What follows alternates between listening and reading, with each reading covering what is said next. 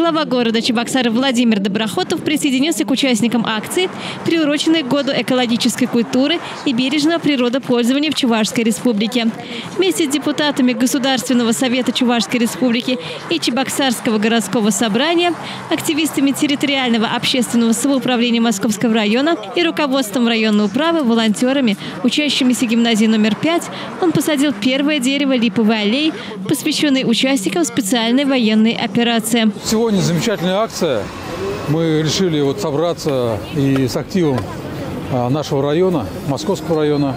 Это и волонтеры, и школьники, и депутатский корпус. И традиционно, ежегодно мы сажаем деревья вдоль наших магистральных улиц. Это очень важная акция. А также мы это посвятили в честь наших участников специальной военной операции, в честь тех ребят, которые сейчас находятся на специальной военной операции, и что мы их всегда вместе, рядом. И данную акцию тоже с волонтерами организовали в честь них в целом.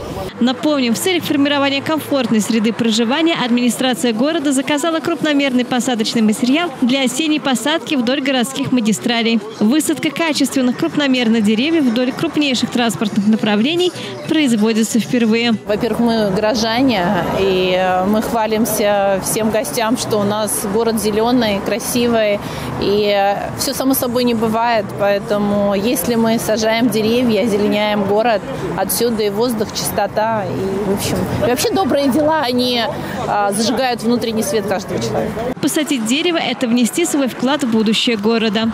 Это очень важно. И, конечно же, сегодня у нас присутствуют различные люди, и из органов власти, и просто активные люди нашего города, молодое поколение. Это очень важно, чтобы они и помнили, и принимали участие в высадке деревьев за экологию, чтобы все-таки наш город был чистым, зеленым. Так что забота об озеленении города и комфорте – это общее дело. Кроме того, в Чебоксарах в конце октября деревья высажены по проспекту Тракторостроителей и по улице Ленинградской. Елена Яковлева, Степан Гурьянов. Жизнь столицы.